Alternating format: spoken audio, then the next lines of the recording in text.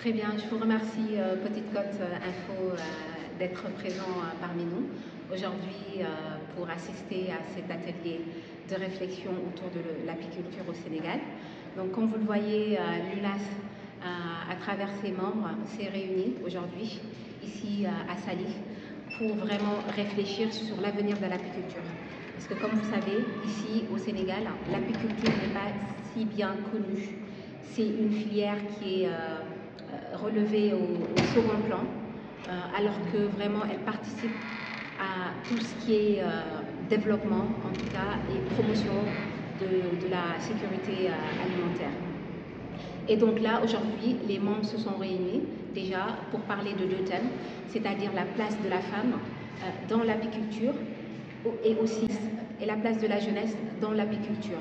Donc ce sont deux volets vraiment de la société qui sont très très importantes, la femme et la jeunesse. Donc c'est aujourd'hui, on a invité deux grandes personnalités autour de l'apiculture qui sont reconnues aussi dans le milieu pour faire un exposé sur ce domaine.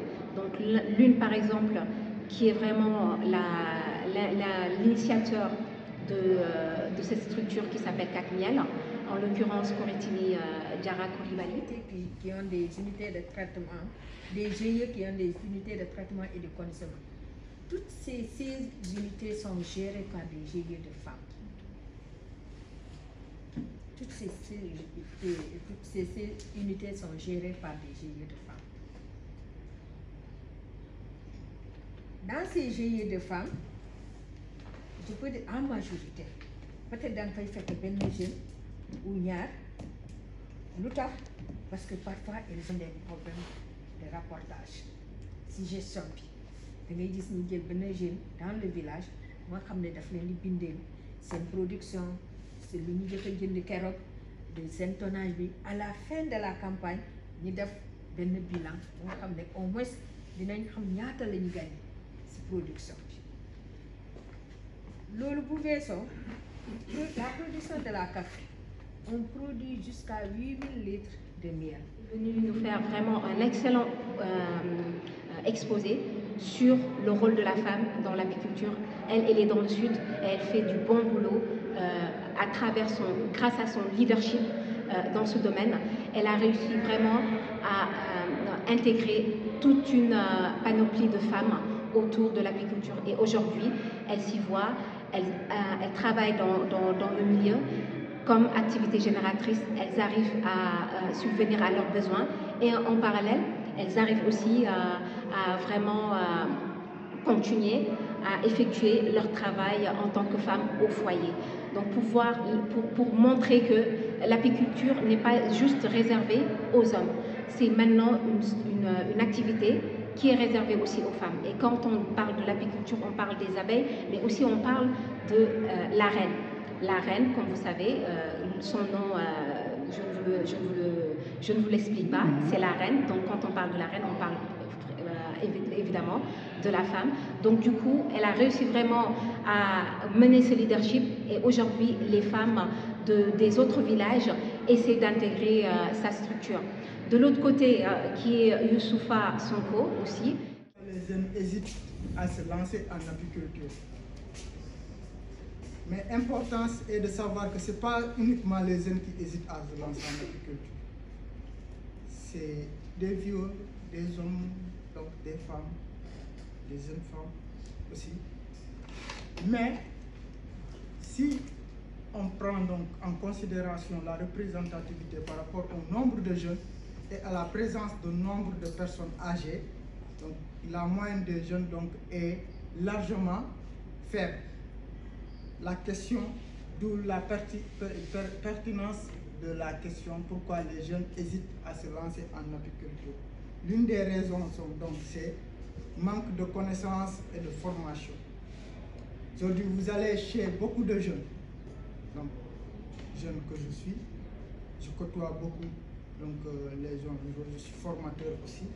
Et lorsqu'on forme, même chez les femmes, comme ma maman, la moyenne d'âge la plus présente, c'est donc plus de 40 à plus de 40 ans. Pourquoi donc le manque de formation fait partie de ça? Parce qu'il y a ce manque de connaissance des pratiques apicoles. Et qui ne se forme pas ne peut pas avancer dans une filière. Il est donc important donc, de se... Les environs dans le sud aussi, a réussi aussi, il est jeune, il a réussi à développer son activité apicole. Il s'y retrouve, il effectue des formations, il effectue de l'éducation environnementale à destination de la jeunesse là-bas. Et donc du coup, ça montre vraiment qu'il y a vraiment de l'ampleur, il y a une effervescence autour de cette activité. Et aujourd'hui, nous sommes venus ici nous réunir pour élaborer une feuille de route pendant ces 2 jours, c'est-à-dire aujourd'hui, demain le 19 mai, pour vraiment réfléchir sur comment développer vraiment l'apiculture ici au Sénégal et montrer que l'apiculture fait partie intégrante de l'agriculture, d'une agriculture durable, et aussi pour assurer cette souveraineté alimentaire dont le gouvernement prône. Donc du coup, le 20 mai, qui sera vraiment la journée de l'abeille, ce sera le jour où on va vraiment exposer cette feuille de route, qui est une feuille de route par rapport au plan d'action triennal, ce qu'on propose pour vraiment développer l'apiculture dans les 3 ans à venir. Alors, je remercie beaucoup le président Diomaye Diakhar Faye qui a effectué effectivement notre publicité, on va dire, entre guillemets, d'autant plus qu'il a été à la FIARA. Il a visité notre stand. Donc nous, quand on était en plein travaux, c'est là où on a reçu les images pour montrer vraiment que peut-être c'est une coïncidence, mais c'est aussi le destin voulu, en tout cas de l'UNAS, pour montrer vraiment que l'apiculture est un pan de l'agriculture durable au Sénégal. Et cette activité peut vraiment être source de revenus déjà par rapport à la jeunesse. On cherche des solutions par rapport à la jeunesse. Je pense que c'est une activité, une filière en tout cas, à vraiment développer pour capter cette jeunesse qui manque peut-être de perspectives. Et qui dit apiculture dit maintien de cette jeunesse dans leur localité. Pour déjà parer, c'est vrai qu'on n'a pas de chiffres au niveau de la pêche. Des chiffres qui montrent que des personnes ont laissé l'apiculture pour prendre les bateaux et compagnie pour le départ. Mais pour parer à tout ça, quand on développera vraiment l'apiculture et que le gouvernement y prête attention et soutient les groupements et les coopératives d'apiculteurs, je pense qu'on aura cette feuille de route qui va être dévoilée. Il y a cette partie sensibilisation qui est une grande partie de cette feuille de route qu'on voudrait mettre sur pied pour sensibiliser cette jeunesse, pour leur montrer que l'apiculture, c'est pas juste l'abeille va nous piquer et qu'on va avoir une enflure et on va mourir. Non, c'est pas ça. Ça, c'est une idée reçue.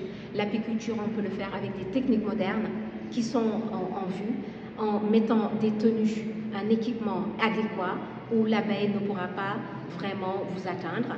Vous pouvez ouvrir vos ruches et là ce sont des ruches modernes, ce ne sont pas des cueilleurs, on ne va pas monter sur les arbres, on ne va pas couper les arbres qui est une catastrophe, on ne va pas être envahi par les abeilles ou bien les tuer. C'est des techniques modernes avec des ruches modernes où vraiment les jeunes vont ouvrir, vont récolter leur miel, vont les mettre en pot, des pots vraiment dans les normes d'hygiène requises pour vraiment l'écouler au niveau du marché, non seulement local, mais au niveau aussi national, pourquoi pas international, si vraiment ce qu'on souhaiterait par rapport à cette filière, on arrive à l'avoir, c'est-à-dire qu'on va vers vraiment cette norme qui est requise par rapport à l'exportation du miel.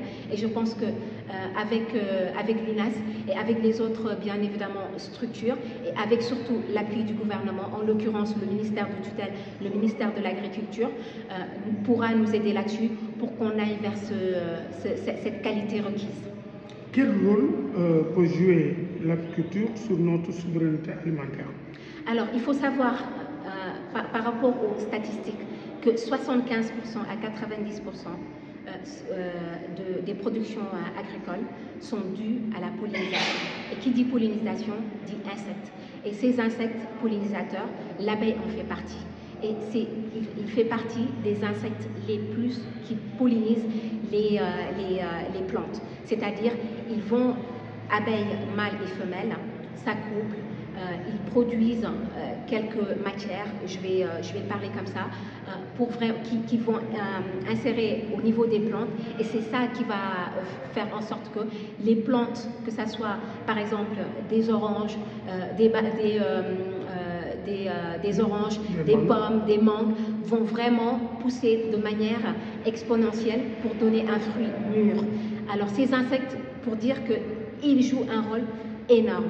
Je vais faire, par exemple, je vais expliquer de manière imagée, si on avait par exemple un plateau où il y avait un pain, du beurre, du lait, une pomme et une orange, s'il n'y avait pas ces insectes pollinisateurs, on se retrouverait peut-être avec quoi? On se retrouverait avec peut-être du beurre. Et encore, parce que le pain est pollinisé, c'est des céréales, c'est du blé. Et pour ça, pour que le blé puisse vraiment bien se développer et avoir les rendements optimum pour l'agriculteur, il lui faut ces insectes pollinisateurs.